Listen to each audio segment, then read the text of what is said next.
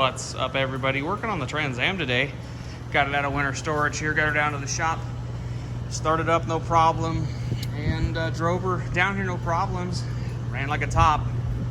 I have an exhaust leak on this manifold in the front. The gasket blew out, which is typical.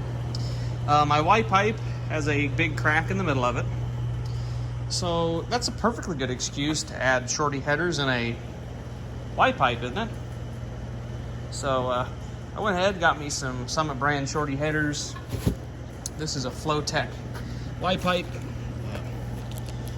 Not 100% sure of the part number, but it should be. I got the box over here.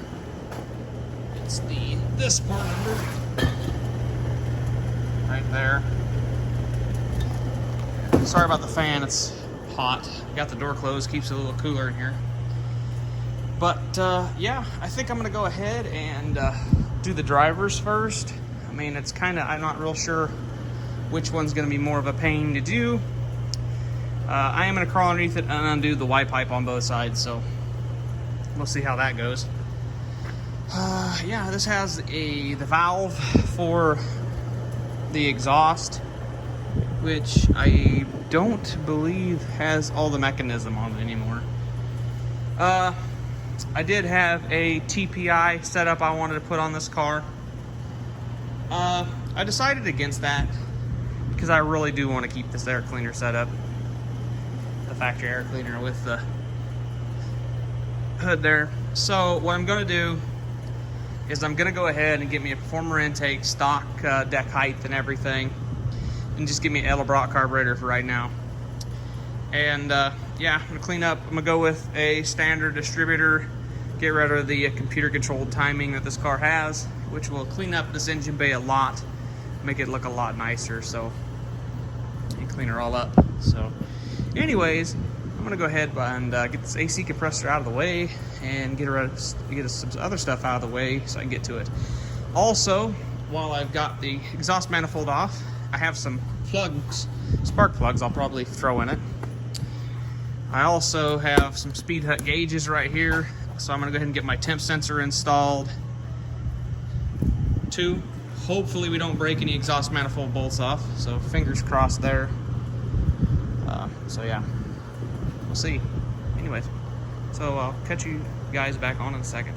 Okay, so I went ahead, undid the spark plug wires, and undid the AC compressor, which is right there. Had to undo the power steering to get this bracket off that ran behind. Still got spark plugs. I was able to unbolt the white pipe on the driver's side. I had a nut on the passenger side that fought me, so I just took the old Sawzall down there and went, cut that, man. Just cut that right off. Got that out of my way. So now I have plenty of room to drop this header down in there. I've got some spots I'm going to clean off my clutch, master cylinder hose, I don't know, slave cylinder hose, I don't know. You know what I'm talking about. But I got some stuff to put on there to keep some heat off because I'm not wrapping these headers because they just look like, actually they wouldn't be hard to wrap. But I left my wrap at home, so you know it would require me to go back home to get my wrap, which, you know, we might do. I don't know. Might see. That'd take a good chunk of my day, but you know, it wouldn't be too hard, I wouldn't think, to wrap. Could wrap the two center ones together, wrap this one, and then wrap that one. Maybe.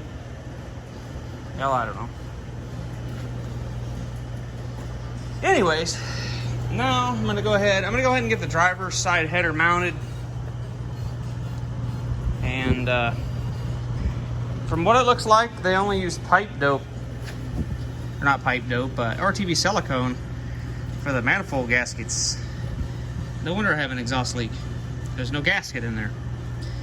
I'm definitely gonna take and clean off the mating surface on my head before I put that on, just to get it good and clean. like I said, I'll probably pop these 4 spark plugs out. I believe somewhere I have 4 new ones. I need to get plug wires, but my distributor I'm going to order has plug wires with it, so we'll probably go ahead and use those. Here's the O2. We're going to go ahead and snake that back across. I'm going to start getting a lot of the electrical for this electronic ignition. I don't know how much of that stuff is needed to run it, like just to get it so I can run and drive it just in and out of the shop. So I don't know. I mean, I have a spot for an O2. Actually, it might be entirely useless because it's on the back. I'm just gonna set this down here and see how this fits. Probably gonna need 2 hands, so. Actually, I might be able to get it down in there one-handed, but I'm gonna go ahead and set that down in there and just kind of get a rough guess at where everything sets. So I'll catch you on a second. That wasn't too hard to get down in there, so let's go ahead and crawl underneath the car. Grab my light here. Okay. Yeah, I can get an O2 sensor on that. God, that hangs low. Ugh. It's gonna hang pretty low, isn't it? All right, I might grab my pipe that runs across. As you guys can see, I just cut that one. I'm leaving this all here for right now because I might cut back there a little bit because I don't know how much I'm gonna have to save of this Y pipe. I'm hoping I can just get a clamp it to the rest of the tailpipe system, but I don't know. We'll see. So yeah, I should be able to hook a O2 sensor into that. I'll probably hook my wideband into it so I can tune the carb. It means I have my wideband. So, anyways, that's temporary. I gotta, of course, pull it back out, clean the surfaces. And changing this spark plug is doable, but would suck. And this one, about the same. So hopefully 1 and 5 are 90-degree boots, or we're gonna have to do some playing around with these spark plug wires. So anyways, yeah, we'll catch you guys in a second. Okay, so the driver's side is in. Definitely wish I would have wrapped the header, but yeah, it should work. I might end up swapping a few spark plug wires from this side to the other side because I have a couple straight boots on the passenger side here, and I don't think the straight boots, they might work, they might not. We'll see when we get there because this header does do some funky stuff. So yeah, they might work. Maybe, I don't know, maybe 1 or 2 will, I don't know. We'll see. Hopefully I can pull this exhaust manifold up through the top too. We'll see. I did go ahead. My plugs that I bought were the longer threaded plugs for an LT1, unfortunately. So I didn't have any new plugs and I didn't feel like running out and getting none. I said I'll just get new plugs and change them when I do the new distributor. Yeah, it fit good. It's tightened around the brake lines. I don't think it's hitting anything. I did put the gasket and tighten everything up. The O2 sensor is got a mess of antifreeze. The O2 sensor bung is close to my shield for my clutch slave cylinder, but it looks like it'll work, so that's good. Yeah, hopefully we can. The Y pipe seems to fit pretty good, so I don't think there's any. That was probably horrible for you guys. I don't think there's any rubbing issues. I think there's plenty of room. Yeah, there's really not a good way to show you guys. Probably up in there, is there? No, that's. I'm not even real sure what you guys are looking at right now. Yeah, you might be able to see it up in there. I don't know. But anyways, wow. Anyways, that side seems to fit good, so we'll see how the passenger side seems to fit. So, cut you guys back on when I get that dug out of there. I did modify my bracket. I guess I should tell you. I did cut the ear off of this, and I got to build me a spacer. I might actually have one if I look around. I'm gonna run this for this bracket for the AC. I ended up cutting this whole ear off, so it should fit good. So, alrighty, we'll get you guys cut back on when I get the other side pulled out. I just undid the spark plug wires, and yeah, I'll cut you guys back on when I get that pulled out. I may actually have to pull plugs out of that side to get that manifold out, but first thing I'm gonna tackle is trying to get the dipstick out, so let's see how that goes. So catch you guys in a second. Well, I got the passenger side out. It wasn't real bad. It just had to pull the heat shield off there. I was able to kind of get it, brought it up this way, had to pull it back up and pull it out that way, but it seemed to work pretty good. Came out. These front, where it was leaking, these exhaust port, it wasn't tight. And I don't think there is any gaskets on the manifolds, so you know that'll make a difference having a gasket in there. They're like none. Oh yeah, there's gasket there, material there, I guess a little bit, or that's just how rusty the manifold is. But yeah, them are both out, so now we can move on to trying to fit the header and see how it fits. So we'll catch you guys in a second. Hopefully it'll be in there. Okay, so I got the AC compressor back on. Everything looks like it's gonna run just fine like normal. I am, like I said, missing. I cut that extra support off because it would, the primary tube comes out and turns. It came out a little bit more this way, but it interfered with the brake line if it would have, but I'm all right with that. I got the belts back on, the power steering pump, everything's tight. Yeah, so everything's tight. I even got this back here. I'm missing a few bolts in my accessory bracket, so someday I will probably fix that, but ain't too worried about it today. And I did get the other manifold out, like you've seen earlier, and the passenger side slid right in. I have to slide it back out so I can clean the flanges up, and then I can put the gasket and a few bolts in and everything. Then I can go ahead and figure out how my dipstick is going to work, because I can't use the bolt that the dipstick used, so I may have to get a longer bolt and then build me another spacer.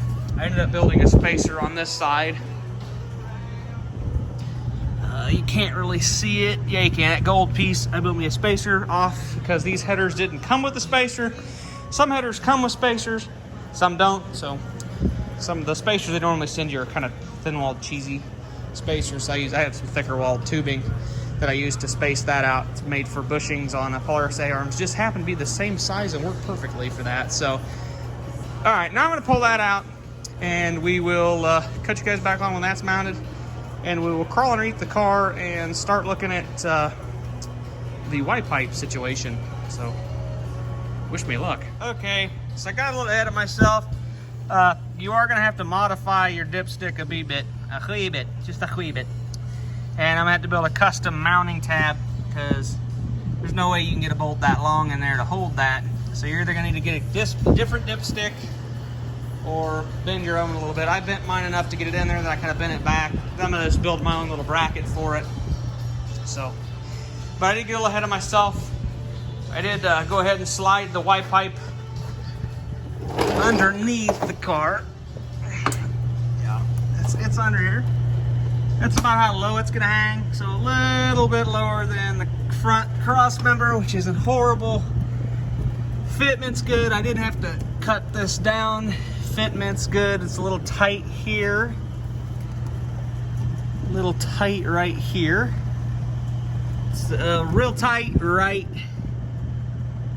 there. If I can get a good shot of it. Yeah, right there. It's real tight up in here. Right up in there. It's tight. So I'll get a light. Hold on, I'll get some light over here. Let's break it. How about that? Yeah, see, it's kind of tight there, so it depends on how much my engine's gonna rock, if that's gonna rub the frame or not. So yeah, I got the gaskets in there. Everything's loose right now. That shoots about pretty decent. I think I'm gonna be able to connect to my the exhaust that was on it, which is nice. So I think I'm gonna go ahead and tighten all of the hardware, then trim that exhaust down and put that other clamp. I ended up getting 2 of these clamps here, so they are a little better than those clamps there, because first of all, it doesn't crush the pipe, so if I ever have to take this exhaust apart for some reason, I should be able to. But I'm gonna tighten everything up, and I want to start this thing and hear it with just the open Y pipe. So yeah, I'm gonna go ahead and tighten them up, and I might cut that. I might take a video of it starting and running with the open Y pipe. I don't know yet, so catch you in a second.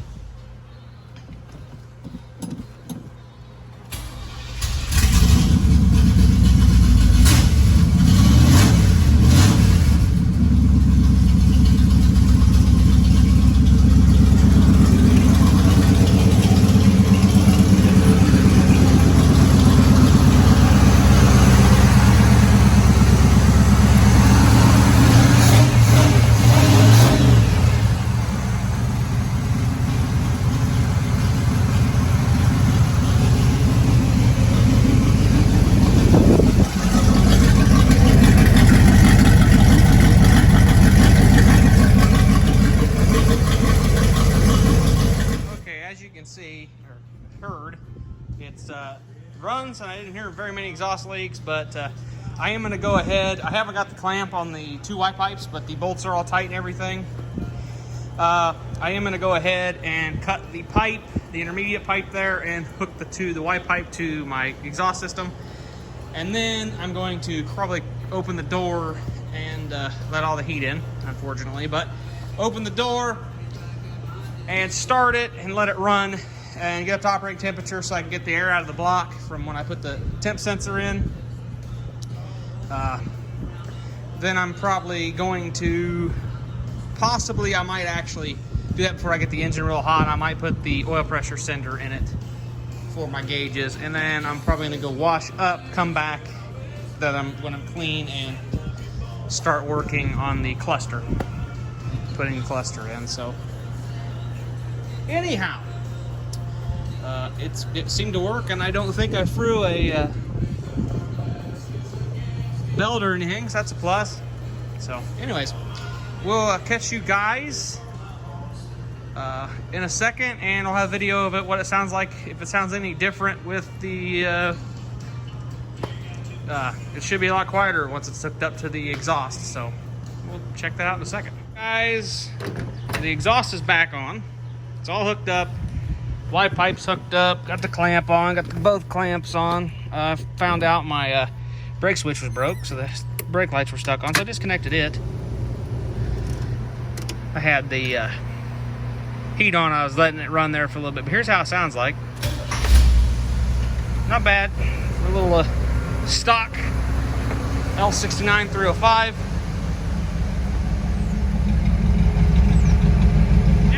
Sounds pretty good. I'm happy. I think I'm going to call it a day for today, and then I might come back tomorrow and work on my instrument cluster. But yeah, it does sound pretty good. Give it a rev from in here.